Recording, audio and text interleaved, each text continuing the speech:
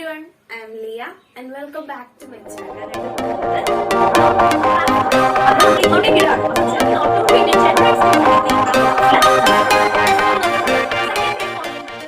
SSLC Physics ന്റെ 5th lesson ആയ Refraction of Light എന്ന ചാപ്റ്റർ ആണ് നമ്മളിപ്പോൾ ഡിസ്കസ് ചെയ്തുകൊണ്ടിരിക്കുന്നത്.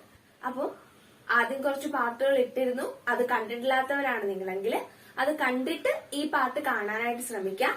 അതിന്റെ ലിങ്ക് ഞാൻ താഴെ ഡിസ്ക്രിപ്ഷൻ ബോക്സിലോ മേളിൽ കാർട്ടിലോ കൊടുത്തേക്കാം. നിങ്ങൾക്ക് കയറി ചെക്ക് ചെയ്യാവുന്നതാണ്. ഫിസിക്സിന്റെ ക്ലാസ്സിനോടൊപ്പം തന്നെ കെമിസ്ട്രിയുടെ ക്ലാസ്സസും നമ്മുടെ ചാനലിൽ ഇടുന്നുണ്ട്. അതിന്റെ ലിങ്ക് ഞാൻ താഴെ ഡിസ്ക്രിപ്ഷൻ ബോക്സിൽ കൊടുത്തേക്കാം. നിങ്ങൾക്ക് കയറി ചെക്ക് ചെയ്യാവുന്നതാണ്. അപ്പൊ നമുക്ക് വേഗം തന്നെ ക്ലാസ്സിലേക്ക് കടക്കാം.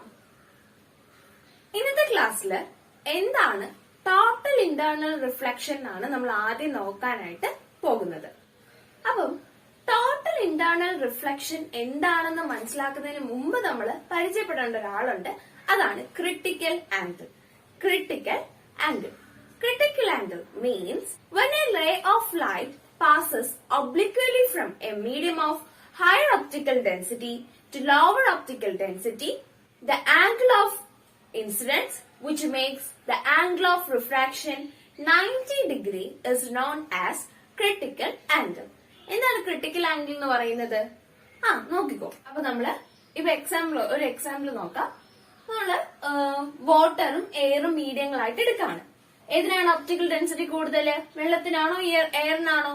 വെള്ളത്തിനാണ് ഒപ്റ്റിക്കൽ ഡെൻസിറ്റി കൂടുതൽ. നമ്മൾ സ്പീഡ് ഓഫ് ലൈറ്റ് പഠിച്ചിരുന്നു. ആ ബോക്സിൽ സ്പീഡ് ഓഫ് ലൈറ്റിന് നേരെ തിരിച്ച് താഴേന്ന് മേളിലോട്ടായിരിക്കും ഒപ്റ്റിക്കൽ ഡെൻസിറ്റിയുടെ ഇത് പറയുന്നത്. സ്പീഡ് ഓഫ് ലൈറ്റ് ഒപ്റ്റിക്കൽ ഡെൻസിറ്റിയും ഇൻവേഴ്സ്ലി പ്രൊപ്പോർഷൻ ആണ്. സ്പീഡ് ഓഫ് ലൈറ്റ് കൂടുന്നിടത്ത് ഒപ്റ്റിക്കൽ ഡെൻസിറ്റി കുറയും. ഒപ്റ്റിക്കൽ ഡെൻസിറ്റി കൂടുന്നിടത്ത് സ്പീഡ് ഓഫ് ലൈറ്റ് കുറയും. സോ ഇവിടെ വാട്ടറിനാണ് ഒപ്റ്റിക്കൽ ഡെൻസിറ്റി കൂടുതൽ. അപ്പം ഒപ്റ്റിക്കൽ ഡെൻസിറ്റി കൂടിയ മീഡിയത്തിൽ നിന്ന് ഒപ്റ്റിക്കൽ ഡെൻസിറ്റി കുറഞ്ഞ മീഡിയത്തിലേക്ക് നമ്മൾ ഒരു റേ ഓഫ് ലൈറ്റിനെ പാസ് ചെയ്യാണ്. അപ്പൊ നമുക്ക് ഇവിടെ വിടാം. റേ ഓഫ് ലൈറ്റിന് ഞാൻ ഇവിടെ ഒരു 48.6 ഡിഗ്രി റേ ഓഫ് ലൈറ്റിനെ പാസ് ചെയ്യാണ്. അപ്പൊ അത് ഇവിടെ 90 ഡിഗ്രി ആംഗിൾ ആണ്. ആംഗിൾ ഓഫ് റിഫ്രാക്ഷൻ എത്രയാണ് മേക്ക് ചെയ്തത്? 90 ഡിഗ്രി ആണ് മേക്ക് ചെയ്തത്. അപ്പോ ഇങ്ങനെയുള്ള ആംഗിൾ എന്ന് പറയും. ഇങ്ങനെയുള്ള കേസിലാണ് നമ്മള് ക്രിട്ടിക്കൽ ആംഗിൾ, ഇങ്ങനെ ആംഗിൾ ഓഫ് റിഫ്രാക്ഷനെ 90 ഡിഗ്രി ആക്കുന്ന ആംഗിളിനെയാണ് നമ്മൾ ക്രിട്ടിക്കൽ ആംഗിൾ എന്ന് പറയുന്നത്. അപ്പൊ ഇവിടെ വാട്ടറിന്റെ ക്രിട്ടിക്കൽ ആംഗിൾ എത്രയാണ്? 48.6 ഡിഗ്രി ആണ്. ഒന്നുകൂടി പറയാം. നമ്മള് എന്ത് ചെയ്തു? വാട്ടറും എയറും രണ്ട് മീഡിയങ്ങൾ എടുത്തു. എന്നിട്ട് വെള്ളത്തിൽ നിന്ന് എയറിലേക്ക് ഒരു റേ ഓഫ് ലൈറ്റിനെ പാസ് ചെയ്തു. 48.6 ഡിഗ്രിയാണ് നമ്മൾ ഇവിടെ വെള്ളത്തിൽ നിന്ന് കൊടുത്ത റേ ഓഫ് ലൈറ്റിന്റെ ആംഗിൾ എന്ന് പറയുന്നത്. ആംഗിൾ ഓഫ് ഇൻസിഡൻസ് ഇവിടെ 48 ഡിഗ്രിയാണ്. 48.6 ഡിഗ്രിയാണ്. അപ്പൊ എന്ത് പറ്റി? ആംഗിൾ ഓഫ് റിഫ്രാക്ഷൻ 90 ഡിഗ്രി ആക്കി മാറ്റി. ഇത് 48.6 ഡിഗ്രി ആയപ്പം എയറില് ആംഗിൾ ഓഫ് റിഫ്രാക്ഷൻ 90 ഡിഗ്രി ആയിട്ട് മാറി. ഇങ്ങനെ ആംഗിൾ ഓഫ് റിഫ്രാക്ഷനെ 90 ഡിഗ്രി ആക്കി മാറ്റുന്ന ആംഗിളിന് പറയുന്ന പേരാണ് ക്രിട്ടിക്കൽ ആംഗിൾ. അപ്പൊ ഇവിടെ വാട്ടർ ആണ് നമ്മള് എന്ത് ആംഗിൾ ഓഫ് ഇൻസിഡൻസ് ഏതാണ്? ഇവിടെ വാട്ടറിന്റെ ആണ്. ഏതാണ്? 48.6 ഡിഗ്രി ആണ്. അപ്പം ക്രിട്ടിക്കൽ ആംഗിൾ ഓഫ് വാട്ടർ എത്രയാണെന്ന് നമുക്ക് പറയാം? ക്രിട്ടിക്കൽ ആംഗിൾ ഓഫ് വാട്ടർ എത്രയാണെന്ന് പറയാം? യെസ്, 48.6 ഡിഗ്രി ആണ് വാട്ടറിന്റെ ക്രിട്ടിക്കൽ ആംഗിൾ എന്ന് നമുക്ക് പറയാം. ഇതിനെയാണ് ഇങ്ങനെ ആംഗിൾ ഓഫ് റിഫ്രാക്ഷനെ 90 ഡിഗ്രി ആക്കി മാറ്റുന്ന ആംഗിൾ ഓഫ് ഇൻസിഡൻസിനെയാണ് നമ്മൾ ക്രിട്ടിക്കൽ ആംഗിൾ എന്ന് പറയുന്നത്. ഓക്കെ, അപ്പൊ ക്രിട്ടിക്കൽ ആംഗിൾ എന്താണെന്ന് നമ്മൾ പരിചയപ്പെട്ടു. Then what is total internal reflection? പറഞ്ഞു. ടോട്ടൽ ഇന്റേണൽ റിഫ്ലക്ഷൻ എന്താണെന്ന് അറിയുന്നതിന് മുമ്പ് ക്രിട്ടിക്കൽ ആംഗിൾ എന്താണെന്ന് മനസ്സിലാക്കണം. അപ്പൊ എന്തായിരിക്കും ടോട്ടൽ ഇന്റേണൽ റിഫ്ലക്ഷൻ എന്ന് പറയുന്നത്? Yes, if a ray of light passes obliquely from a medium of greater optical density to a medium of lower optical density, if the angle of incidence is greater than the critical angle, the angle of refraction does not take place. The ray of light reflect backwards to the same medium without undergoing refraction. This is known as total internal reflection. എന്താണ് total internal reflection എന്ന് പറയുന്നത്? ഇപ്പം എയറിന്റെ case നമുക്ക് മനസ്സിലായി. ഇവിടെ ഞാൻ എന്ത് ചെയ്തു, ഈ 48.6 ഡിഗ്രിക്ക് പകരം 48.6 ഡിഗ്രിക്ക് പകരം ആ 48.6 ഡിഗ്രീനെ അങ്ങ് 55 ഡിഗ്രി ആക്കി മാറ്റാണ്. നമ്മൾ നേരത്തെ 48.6 ഡിഗ്രി പാസ് ചെയ്തുകൊണ്ടാണ് 90 ഡിഗ്രി ആയിട്ട് മാറിയത്. അതിന് പകരം ഞാൻ ഇവിടെ 55 ഡിഗ്രിയിൽ ലൈറ്റിനെ പാസ് ചെയ്യാണ്. അപ്പൊ എന്ത് സംഭവിക്കും? 48.6 ആയപ്പോ ഇവിടെ വന്നു, അത് കൂടുമ്പോ ഇത് ഇങ്ങോട്ടിങ്ങോട്ട് ഇവിടുത്തെ ആംഗിൾ ഓഫ് റിഫ്രാക്ഷൻ എന്ത് സംഭവിക്കും? യെസ്, ആംഗിൾ ഓഫ് റിഫ്ലക്ഷൻ ആയിട്ട് മാറും. കണ്ടോ? ഇവിടെ അപ്പൊ റിഫ്രാക്ഷൻ സംഭവിച്ചോ? ഇല്ല. സെയിം മീഡിയത്തിലേക്ക്, ഏത് മീഡിയത്തിൽ നിന്നാണ്? ഇവിടെ നമ്മൾ വാട്ടർ എന്ന് പറയുന്ന മീഡിയത്തിൽ നിന്നാണ് ലൈറ്റിനെ പാസ് ചെയ്തത്. ആ മീഡിയത്തിലേക്ക് തന്നെ ഇവിടെ റിഫ്ലക്ഷൻ സംഭവിച്ചു. റിഫ്രാക്ഷൻ സംഭവിക്കാതെ റിഫ്ലക്ഷൻ സംഭവിച്ചു. അപ്പൊ എന്താണ് ടോട്ടൽ ഇന്റേണൽ റിഫ്ലക്ഷൻ എന്ന് പറയുന്നത്? നമ്മൾ എടുക്കുന്ന ആംഗിൾ ഓഫ് ഇൻസിഡൻസ് ക്രിട്ടിക്കൽ ആംഗിളിനേക്കാളും കൂടുതലാണെങ്കിൽ റിഫ്രാക്ഷൻ അവിടെ സംഭവിക്കത്തില്ല. പകരം റിഫ്ലക്ഷൻ ആയിരിക്കും സംഭവിക്കുന്നത് to the same medium where we pass the light. Light ഏത് മീഡിയത്തിലൂടെയാണോ പാസ് ചെയ്തത് ആ മീഡിയത്തിലേക്ക് തന്നെ റിഫ്ലക്ഷൻ ആയിരിക്കും സംഭവിക്കുന്നത്. ഈ പ്രോസസ്സിന് പറയുന്ന പേരാണ് ടോട്ടൽ ഇന്റേണൽ റിഫ്ലക്ഷൻ. അപ്പൊ എന്താണ് ടോട്ടൽ ഇന്റേണൽ റിഫ്ലക്ഷൻ എന്ന് പറയുന്നത്?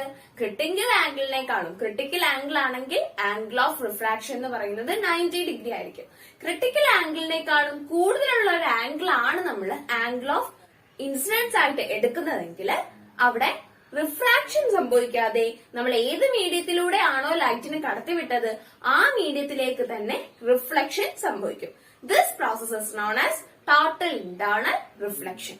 ഇനി ഈ ടോട്ടൽ ഇന്റേണൽ റിഫ്ലക്ഷൻ നമ്മൾ യൂസ് ചെയ്യാറുണ്ട്. ഇതിന്റെ യൂസ് എന്താണെന്ന് നമ്മുടെ ടെക്സ്റ്റ് ബുക്കിൽ തന്നെ പറഞ്ഞിട്ടുണ്ട്. നിങ്ങളൊന്ന് നോക്കിക്കോ.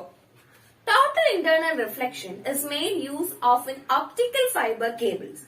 Through optical fibres thousands of signals of different frequencies can be sent to distant places simultaneously, making use of total internal reflection of light without losing the intensity. This paved the way for optical fiber being used in telecommunication. Optical ഫൈബേഴ്സിനെ ടെലികമ്മ്യൂണിക്കേഷന് use ചെയ്യാൻ help ചെയ്യുന്നത് ഈ total internal reflection എന്ന് പറയുന്ന പ്രോസസ്സാണ്.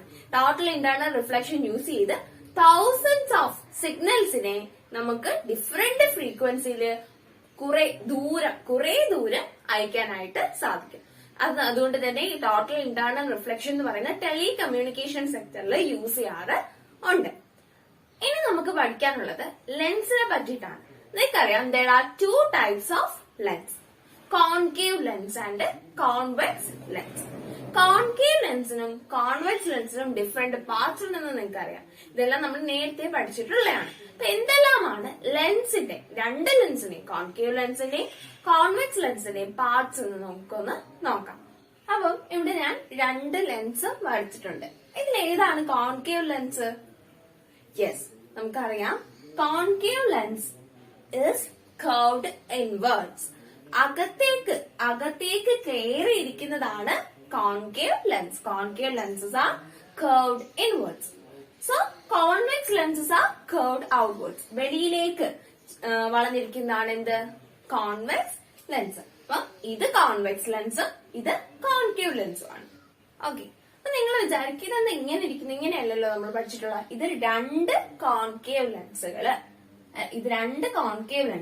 അല്ലെങ്കിൽ രണ്ട് കോൺവെക്സ് ലെൻസുകൾ അടുപ്പിച്ച് വെച്ചിരിക്കുകയാണ്.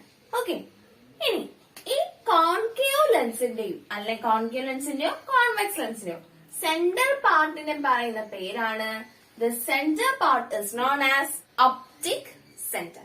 The midpoint of the concave or convex lens is known as optic center. ഏതാണ് ഇവിടുത്തെ optic center?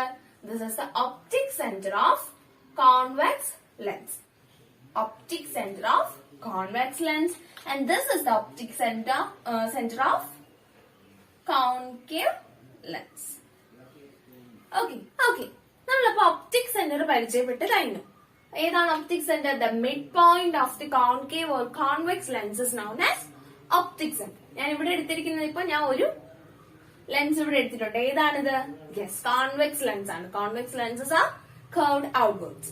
ദെൻ ഈ പാർട്ടിൽ ഞാൻ ഇങ്ങനെ എക്സ്റ്റെൻഡ് ചെയ്ത് കോൺവെക്സ് ലെൻസിന്റെ ഒരു ഭാഗം ഇങ്ങനെ എക്സ്റ്റെൻഡ് ചെയ്ത് ഒരു സ്പിയർ ആക്കി മാറ്റാണ്. ഡോട്ടഡ് ലൈൻസിൽ നമ്മൾ എക്സ്റ്റെൻഡ് ചെയ്ത് കഴിഞ്ഞാൽ അതൊരു സർക്കിൾ സ്പെറിക്കൽ ഷേപ്പിലേക്ക് മാറുന്നതായിട്ട് നമുക്ക് കാണാനായിട്ട് സാധിക്കും. The center part of this imaginary sphere is known as center of curvature. ഈ കോൺവെക്സ് ലെൻസിന്റെ നമ്മൾ എക്സ്റ്റെൻഡ് ചെയ്ത് മാറ്റിയ ആ സ്പിയറിന്റെ സെന്റർ പാർട്ടിന്റെ പറയുന്ന പേരാണ് centre of curvature. Centre of curvature. അപ്പൊ ഇതുപോലെ തന്നെയാണ് കോൺകേവ് ലെൻസിന്റെ കേസിലും. കോൺകേവ് ലെൻസിന്റെ കേസിലും നമ്മൾ ഇങ്ങനെ വരച്ചിട്ട് ഇതിനെ എക്സ്റ്റെൻഡ് ചെയ്ത് രണ്ട് സ്പിയർ ആക്കി മാറ്റി അതിന്റെ സെന്ററിനെ നമ്മൾ സെന്റർ ഓഫ് കർവേച്ചർ എന്ന് പറയും. So the mid point of the concave or convex lens is known as optic center, and a lens has two spherical surfaces as part of the lens. Center of curvature, we denote center of curvature as capital C, is the center of the imaginary spheres of which the sides of the lens are part. നമ്മൾ വരച്ചു ചേർക്കുന്ന imaginary സ്പിയറിന്റെ സെന്ററിനെയാണ് centre of curvature എന്ന് പറയുന്നത്. Centre of കർവേച്ചറിനെ capital C വെച്ചാണ് സൂചിപ്പിക്കുന്നത്. Optic centre എന്ന് പറയുന്നത് it is A mid point of the concave or convex lens. Then next part is principal axis. ഈ രണ്ട് ഇമാജിനറി സ്പിയേഴ്സ് ഉണ്ടെന്ന് പറഞ്ഞു. ഈ ഇമാജിനറി സ്പിയേഴ്സിന്റെ സെന്റർ ഓഫ് കർവേച്ചർ തമ്മിൽ ഒപ്റ്റിക് സെന്ററിലൂടെ ജോയിൻ ചെയ്യുന്ന ആ ലൈന് പറയുന്ന പേരാണ് principal axis. Centre of curvature തമ്മിൽ ജോയിൻ ചെയ്യണം. അത് ഇതിലേക്കൂടി കടന്നു പോകണം, ഒപ്റ്റിക് സെന്ററിൽ കൂടി കടന്നു പോകണം. അതിനെ പറയുന്ന പേരാണ് principal axis. Principal axis. Principal axis is the imaginary line that passes through the optic center joining the two center of curvatures. Center of curvatures നമ്മൾ join ചെയ്ത് optic center കൂടെ പാസ് ചെയ്യുന്ന ലൈനെ പറയുന്ന പേരാണ് പ്രിൻസിപ്പൽ ആക്സിസ്. കോൺകേവ് ലെൻസിന്റെ കേസിലും ഇങ്ങനെയാണ്. Concave ലെൻസും convex ലെൻസും ഒരേപോലെ തന്നെയാണ്. എന്താണ്? മിഡ് പോയിന്റ് ആണ് ഒപ്റ്റിക് സെന്റർ. സെന്റർ ഓഫ് കർവേച്ചേഴ്സ് തമ്മിൽ ജോയിൻ ചെയ്യുന്ന ലൈനാണ് principal axis. Imaginary spheres. How many imaginary spheres are there? Two. The center of these two imaginary spheres is known as center of curvature. ഇനി ഇതിലൊരു important പാർട്ടാണ് principal focus. Principal focus. Principal focus convex ലെൻസിന്റെയും concave ലെൻസിന്റെയും രണ്ട് രീതിയിലാണ് നമ്മൾ കണ്ടുപിടിക്കുന്നത്. So അതെങ്ങനെയാണെന്ന് കൂടി ഒന്ന് നോക്കാം. ആദ്യം നമുക്ക് കോൺവെക്സ് ലെൻസിന്റെ എങ്ങനെയാണെന്ന് നോക്കാം. How we draw the convex lens? Yes, convex lens curved outwards. വെളിയിലേക്ക് വളഞ്ഞിരിക്കുന്നതാണ് എന്ത്? Convex lens. ഇനി നമുക്ക് രണ്ട് സെന്റർ ഓഫ് കർവേച്ചർ ഉണ്ടെന്നറിയാം, പ്രിൻസിപ്പൽ ആക്സിസ് ഉണ്ടെന്നറിയാം, ഒപ്റ്റിക് സെന്റർ ഉണ്ടെന്ന് അറിയാം. അപ്പൊ ഒരു കോൺവെക്സ് ലെൻസിന് ഏതെല്ലാം പാർട്സ് ആണുള്ളത്? Principal axis, optic centre, centre of curvature. അപ്പം ഞാൻ പാരലായിട്ട് നമ്മുടെ പ്രിൻസിപ്പൽ ആക്സിസ് ഒക്കെ വരച്ചു സെന്ററിൽ കൂടി. ഇവിടെ സെന്റർ ഓഫ് കർവേച്ചേഴ്സ് ആണ്. രണ്ട് സെന്റർ ഓഫ് കർവേച്ചർ ഉണ്ടെന്ന് സങ്കല്പിക്കാം. അവിടെ ഞാൻ ഡിനോട്ട് സെന്റർ ഓഫ് കർവേച്ചർ ഉണ്ട്, ഇവിടെ സെന്റർ ഓഫ് കർവേച്ചർ ഉണ്ടെന്ന് സങ്കല്പിക്കാം. ഒപ്റ്റിക് സെന്ററിൽ കൂടി പാസ് ചെയ്തു. ഇതാണ് അപ്പൊ എന്ത്? Yes, principal axis. ഓക്കെ, അപ്പം ഈ പ്രിൻസിപ്പൽ ആക്സിസിന് പാരലായിട്ട് നമുക്കൊരു റേ കടത്തി വിടാം. ഒപ്റ്റിക് സെന്ററിന് നേരെ വെച്ച് പ്രിൻസിപ്പൽ ആക്സിസിന് പാരലായിട്ടൊരു റേ ഓഫ് ലൈറ്റിനെ ഞാനിവിടെ കടത്തി വെച്ചു. ഇത് എന്ത് ചെയ്യും? Yes, this refract to a point on the principal axis. Principal ആക്സിസിലുള്ള ഒരു പോയിന്റിലേക്ക് ഇത് റിഫ്രാക്ട് ചെയ്യും. ഇനി ഇവിടെ ഞാൻ വേറൊരു റേ ഓഫ് ലൈറ്റും പ്രിൻസിപ്പൽ ആക്സിസിന് പാരലായിട്ട് പാസ് ചെയ്തു. ഒപ്റ്റിക് സെന്ററിൽ എത്തുമ്പോൾ അതും എന്ത് ചെയ്യും? പ്രിൻസിപ്പൽ ആക്സിസിലുള്ള ഒരു പോയിന്റിൽ കൂടി പാസ് ചെയ്തു പോകുന്നതായിട്ട് നമുക്ക് കാണാൻ സാധിക്കും. അങ്ങനെ പ്രിൻസിപ്പൽ ആക്സിസിന് പാരലായിട്ട് എത്ര റേ ഓഫ് ലൈറ്റ് ഞാൻ പാസ് ചെയ്ത് വിട്ടാലും അതെല്ലാം ഒരു പോയിന്റിൽ കൂടി പാസ് ചെയ്യുന്നതായിട്ട് നമുക്ക് കാണാനായിട്ട് സാധിക്കും. ഈ ലൈന്, ഈ റേസ് എല്ലാം കൂടി ചെന്ന് കൂട്ടിമുട്ടുന്ന പോയിന്റ് പറയുന്ന പേരാണ് principal focus. Principal focus of convex lens. Convex ലെൻസിന്റെ കേസിലാണ് ഇത് പറഞ്ഞത്. അപ്പൊ കോൺവെക്സ് ലെൻസിന്റെ കേസിൽ നമ്മള് പ്രിൻസിപ്പൽ ആക്സിസിന് പാരലൽ ആയിട്ട് റേ ഓഫ് ലൈറ്റിനെ പാസ് ചെയ്ത് കഴിഞ്ഞാല് അതെല്ലാം കൂടി പ്രിൻസിപ്പൽ ആക്സിസിലുള്ള ഒരു പോയിന്റിൽ ചെന്ന് കൂട്ടിമുട്ടും. ആ പോയിന്റ് ആണ് പ്രിൻസിപ്പൽ ഫോക്കസ്. പ്രിൻസിപ്പൽ ആക്സിസ് ഒരു കോൺവെക്സ് ലെൻസ് എടുത്തു. I passed many rays which is parallel to the principal axis. These all rays converges to a point on the principal axis. This point is known as principal focus of convex lens. ഇതിനെയാണ് convex ലെൻസിന്റെ principal focus എന്ന് പറയുന്നത്. ഇപ്പൊ പാരലായിട്ട് ഞാൻ ray of ലൈറ്റിനെ pass ചെയ്തു. എന്തിന് പാരലായിട്ട്? പ്രിൻസിപ്പൽ ആക്സിസിന് പാരലായിട്ട്. പാരലായിട്ട് പാസ് ചെയ്ത ആ റേ ഓഫ് ലൈറ്റ് എല്ലാം എന്ത് ചെയ്തു? ഒപ്റ്റിക് സെന്ററിന്റെ അടുത്തെത്തിയപ്പോഴത്തേക്ക് അത് റിഫ്രാക്ട് ചെയ്ത് പ്രിൻസിപ്പൽ ആക്സിസിലുള്ള ഒരു പോയിന്റിൽ വന്ന് കൺവേർജ് ചെയ്തു, ഒരുമിച്ച് കൂടി അല്ലെ. ആ പോയിന്റിനെ പറയുന്ന പേരാണ്, ഇതെല്ലാം കൂടി ചെന്ന് കൂട്ടിമുട്ടുന്ന പ്രിൻസിപ്പൽ ആക്സിസിലെ ആ പോയിന്റിനെ പറയുന്ന പേരാണ് പ്രിൻസിപ്പൽ ഫോക്കസ്. അപ്പൊ ഇനി കോൺകേവ് ലെൻസിന്റെ പ്രിൻസിപ്പൽ ഫോക്കസ് എങ്ങനെയാണ് കണ്ടുപിടിക്കുന്നതെന്നും കൂടി ഒന്ന് നോക്കാം. ഓക്കെ, അങ്ങനെ നമ്മൾ കോൺകേവ് ലെൻസിനെ എടുത്തിരിക്കുകയാണ്. കോൺകേവ് ലെൻസിനും എന്ത് ചെയ്തു? പാരലായിട്ട് ഞാൻ റേ ഓഫ് ലൈറ്റിനെ പാസ് ചെയ്ത് വിട്ടു. ഈ കോൺകേവ് ലെൻസിനൊരു പ്രശ്നമുണ്ട്. എന്ത് പറ്റും? ഇത് കൺവേർജ് ചെയ്യത്തില്ല, ഡൈവേർജ് ചെയ്തായിരിക്കും പോകുന്നത്. കോൺകേവ് ലെൻസില് പ്രിൻസിപ്പൽ ആക്സിസിന് പാരലായിട്ട് ഒരു റേ ഓഫ് ലൈറ്റിനെ പാസ് ചെയ്ത് കഴിഞ്ഞാല് അത് എന്ത് സംഭവിക്കും? അത് ഡൈവേർജ് ചെയ്ത് പോകും, ചിന്നി ചിതറിയായിരിക്കും പോകുന്നത്. അങ്ങനെ ഞാൻ എന്ത് ചെയ്തു? കുറെ റേ ഓഫ് ലൈറ്റിനെ പ്രിൻസിപ്പൽ ആക്സിസിന് പാരലായിട്ട് വിട്ടു. ഇവയെല്ലാം എന്ത് ചെയ്തു? പല സ്ഥലങ്ങളിലേക്ക് ഇങ്ങനെ ചിന്നി ചിതറിയതുപോലെ പോയി. ഓക്കെ, അപ്പം നിങ്ങൾ വിചാരിക്കും ഇങ്ങനെ പോയ ഇതിനകത്തുനിന്ന് എങ്ങനെയാണ് ഒരു പോയിന്റ് കൊണ്ടുവന്ന് കൂട്ടിമുട്ടിച്ച് നമ്മൾ പ്രിൻസിപ്പൽ ഫോക്കസിനെ കണ്ടുപിടിക്കുന്നതെന്ന്. അതിന് മാർഗമുണ്ട്. എന്താണ്? ഇങ്ങനെ പോയ ഈ പോയിന്റിനല്ല, എവിടെ വെച്ചാണോ അത് ഡൈവേർജ് ചെയ്യുന്നത് ആ പോയിന്റിനെ ഞാൻ ഇങ്ങനെ ഡോട്ട് ലൈൻസിൽ ഇങ്ങനെ വലിച്ചു നീട്ടി ഇങ്ങനെ ഒത്തൊരുമിപ്പിക്കാണ്. കാരണം ഇങ്ങനെ വലിച്ചു കിട്ടി. ഇതിപ്പോ മെഷർമെന്റ് ഒന്നും ഇല്ലാതെ ചെയ്തോണ്ടാണ് കറക്റ്റ് സ്ട്രെയിറ്റ് ലൈൻ ആയിട്ട് വരാത്തത്. ഓക്കെ, കറക്റ്റ് നിങ്ങൾ സ്കെയിലില് വെച്ച് വരയ്ക്കുകയാണെങ്കിൽ കറക്റ്റ് ആയിട്ട് ഇത് ഇങ്ങനെ ഒരു പോയിന്റിൽ വന്ന് കൂട്ടിമുട്ടും. കണ്ടില്ല? ഞാൻ ഈ അങ്ങോട്ട് പോയതിനെ എല്ലാം വലിച്ച് താഴോട്ട് കൊണ്ടുവന്നു, പ്രിൻസിപ്പൽ ആക്സിസിന്റെ അടുത്തേക്ക് കൊണ്ടുവന്നു. അങ്ങനെ കൊണ്ടുവരുമ്പം ഇതെല്ലാം കൂടെ എന്ത് ചെയ്യും? പ്രിൻസിപ്പൽ ആക്സിസിലുള്ള ഒരു പോയിന്റിൽ വന്ന് കൂട്ടിമുട്ടും. That is the principal focus of concave lens.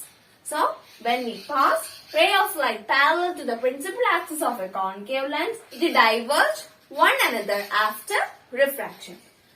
അപ്പം എന്ത് ചെയ്യും? നമ്മൾ പ്രിൻസിപ്പൽ ആക്സിസിന് പാരലായിട്ട് റേ ഓഫ് ലൈറ്റ് പാസ് ചെയ്ത് കഴിഞ്ഞാൽ റിഫ്രാക്ഷന് മുമ്പേ ഇതെന്ത് ചെയ്യും?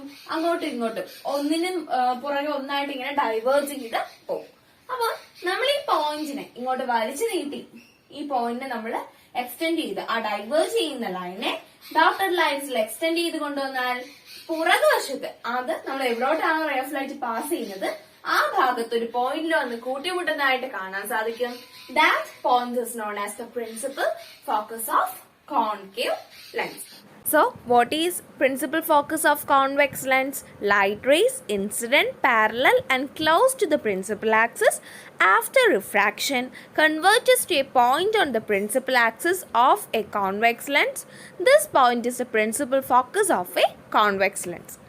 Then, principal focus of concave lens, light rays incident, parallel and close to the principal axis diverge from one another after refraction.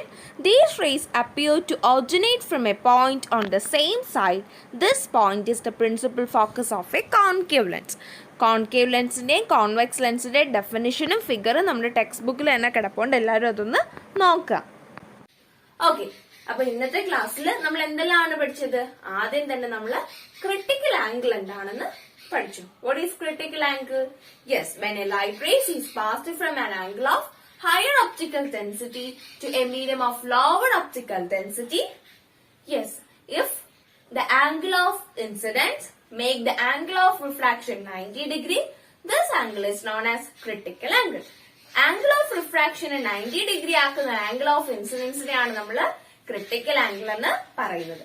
If the angle of incidents is greater than the critical angle, there is no refraction takes place. The ray of light reflect towards the same medium without undergoing refraction.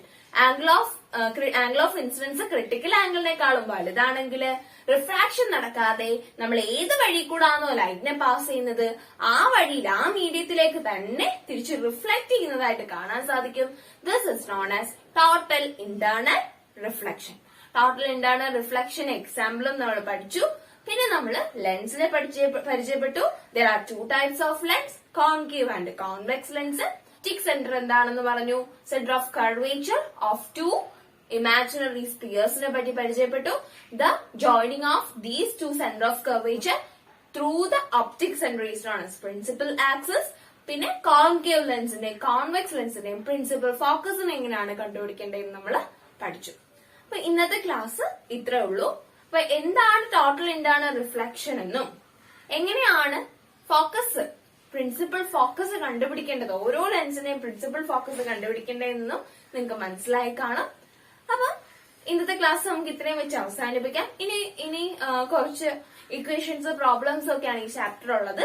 അതിന്റെ video ഉടനെ തന്നെ ഉണ്ടാവുന്നതായിരിക്കും. ഇത് നമ്മുടെ text ബുക്കിൽ തന്നെ ഒരു problem ആണ്. നമുക്കിത് ഇന്ന് പഠിച്ചതിന്റെ ബേസിസിൽ നിങ്ങൾക്ക് ഈസി ആയിട്ട് ചെയ്യാവുന്നതേ ഉള്ളൂ. ഈ ഫിഗേഴ്സ് എല്ലാവരും ഒന്ന് നോക്കിക്കേ. പലതരത്തിലുള്ള ഫിഗേഴ്സ് ആണ് ഇവിടെ നൽകിയിരിക്കുന്നത്.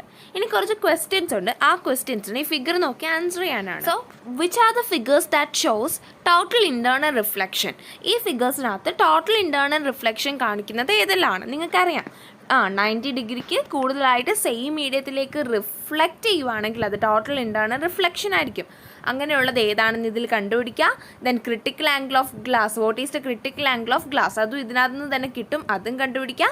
പിന്നെ will total internal reflection takes place when light passing through water is incident on the surface of separation with air at an angle of incidence of 45 degree. Why? എന്താണ് ചോദിച്ചിരിക്കുന്നത്? will total internal reflection takes place, total internal reflection നടക്കുമോ when angle passing through water is incident on the surface of separation with an air at an angle of incidence of 45 degree. Why? വെള്ളത്തിൽ 45 ഡിഗ്രിയിലാണ് നമ്മൾ angle of incidents എങ്കിൽ അവിടെ total internal reflection എയറിൽ നടക്കുമോ എന്നാണ് question. നടക്കുമോ? ഇല്ല. 48.6 ഡിഗ്രിയാണ് ക്രിട്ടിക്കൽ ആംഗിൾ. ക്രിട്ടിക്കൽ ആംഗിളിനേക്കാളും വലുതായാലേ ടോട്ടൽ ഇന്റേണൽ റിഫ്ലക്ഷൻ നടക്കുകയുള്ളൂ. അതുകൊണ്ട് അവിടെ നോ എന്നാണ് ആൻസർ. ടോട്ടൽ ഇന്റേണൽ റിഫ്ലക്ഷൻ നടക്കത്തില്ല. അത് ഞാൻ നിങ്ങൾക്ക് പറഞ്ഞതേ ഉള്ളൂ. ചിലപ്പോൾ നിങ്ങൾക്ക് ആ ക്വസ്റ്റ്യൻ ഡൗട്ട് കാണും. ബാക്കി 2 ക്വസ്റ്റ്യൻ്റെ ആൻസേഴ്സ് കണ്ടുപിടിക്കുക. എന്നിട്ട് കമൻറ്റ് ബോക്സിൽ കമൻറ്റ് ചെയ്താലും മതി. ഓക്കെ. അപ്പൊ ഇന്നത്തെ ക്ലാസ് എല്ലാവർക്കും ഇഷ്ടപ്പെട്ടെന്ന് ഞാൻ പ്രതീക്ഷിക്കുന്നു. ക്ലാസ് ഇഷ്ടപ്പെട്ടെങ്കിൽ തീർച്ചയായും ലൈക്ക് ചെയ്യുക, ഫ്രണ്ട്സുമായിട്ട് ഷെയർ ചെയ്യുക. അതോടൊപ്പം തന്നെ എന്റെ വീഡിയോസ് റെഗുലർ ആയിട്ട് കാണുന്നതിന് വേണ്ടിയിട്ട് സബ്സ്ക്രൈബ് ചെയ്യുക. അതിന്റെ അടുത്തുള്ള ബെല്ലൈക്കൺ എനേബിൾ ചെയ്ത് ഓൾ എന്ന ഓപ്ഷൻ സെലക്ട് ചെയ്ത് കഴിഞ്ഞാൽ ഞാൻ എല്ലാ വീഡിയോസിന്റെയും നോട്ടിഫിക്കേഷൻ നിങ്ങൾക്ക് ലഭിക്കുന്നതായിരിക്കും. അപ്പോൾ അതുപോലെ തന്നെ നമുക്കൊരു സെക്കൻഡ് ചാനലുണ്ട്, ക്രാഫ്റ്റിന്റെ ചാനലാണത്. അതിന്റെ ലിങ്ക് ഞാൻ താഴെ ഡിസ്ക്രിപ്ഷൻ ബോക്സിൽ കൊടുത്തേക്കാം. അതും അങ്ങനത്തെ വീഡിയോസ് ഒക്കെ കാണാൻ താല്പര്യമുള്ളവർക്ക് ആ ചാനൽ കയറി കാണാവുന്നതാണ്. സബ്സ്ക്രൈബ് ചെയ്യുക, ബെല്ലൈക്കൺ എനേബിൾ ചെയ്യുക.